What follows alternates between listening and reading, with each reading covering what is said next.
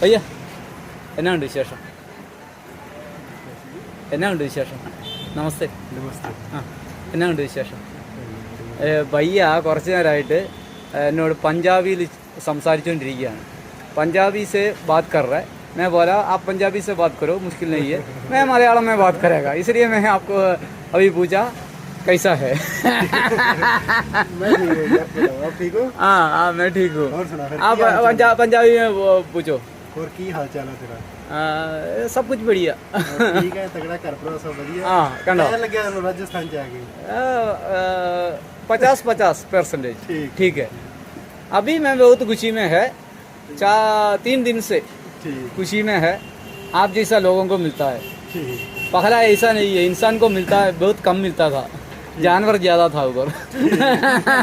जंगल area है ना, इसलिए मैं बुरा मत समझो, बुरा नहीं बोल रहे। नहीं ऐसी बस वो तो बहुत अंदर गाँव है, इसलिए ऐसा होता है। और बोलिए। ठीक है बस नाम नहीं बोला। मेरा नाम मनप्रीत सिंह। मनप्रीत। पूरा आदमी को मनप्रीत कर रहा है भाई, सच में वो नाम का जैसा आदमी है। मेरा नाम जोबिन है, हर टाइम मैं कुछ काम में है। जोबिन हाँ अंडरवर्क ऐसा है मनप्रीत, ऐसा है मनप्रीत। ओ हर आदमी का मनप्रीत करेगा, करता है और भी करेगा। ഓക്കെ बहुत खुशी हो गया देखा। ഇത് കണ്ടോ നമുക്കുള്ള ഭക്ഷണമാണിത്. അവിടെ ഞാനിപ്പോൾ അങ്ങോട്ട് എടുത്ത് വെച്ചതാണ് കേട്ടോ. ഇവിടെ ടെൻ്റ് അടിക്കാൻ പോകുന്നുണ്ട്. ഇവിടെ മച്ചർ കൂടുതലാണെന്നും പറഞ്ഞുകൊണ്ട്, അതായത് കൊതുക് കൂടുതലാണെന്നും പറഞ്ഞുകൊണ്ട് ഇവർ എനിക്ക് ഇവിടെ കൂളർ വെച്ച് തരാനുള്ള പരിപാടിയൊക്കെ ആയിരുന്നു. ഓടിച്ചല്ല അതിലെന്തേ.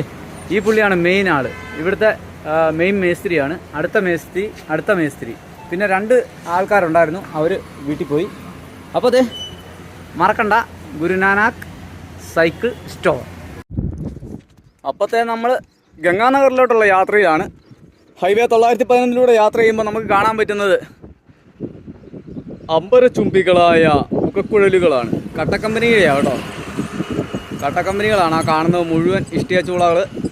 അതോടൊപ്പം തന്നെ ഇങ്ങോട്ട് നോക്കിക്കേ, ഇത് മരുഭൂമിയാണോ ദൈവമേ? ഇത് കണ്ടോ കൃഷിസ്ഥലം. മഴ പെയ്തിട്ട് വെള്ളം പിടിച്ച് തോട്ടിൽ നിന്ന് എടുത്തിട്ട് ചെയ്യുന്നതല്ല കേട്ടോ, ഇതൊക്കെ കുഴൽക്കിണർ കുത്തിയിട്ട് അതിൻ്റെ അകത്തൊന്ന് പമ്പ് ചെയ്ത് ചെയ്യുന്ന കൃഷിസ്ഥലങ്ങളാണ്. ഇതൊക്കെ ചോളമാണ്, ചോളവും ഈ റാഗിയുമാണ്. ഈ വീഡിയോ ആദ്യമായി കാണുകയാണെങ്കിൽ ലൈക്ക് ചെയ്യാനും ഷെയർ ചെയ്യാനും സബ്സ്ക്രൈബ് ചെയ്യാനും മറക്കരുത്. ജോപ്പൻ്റെ യാത്ര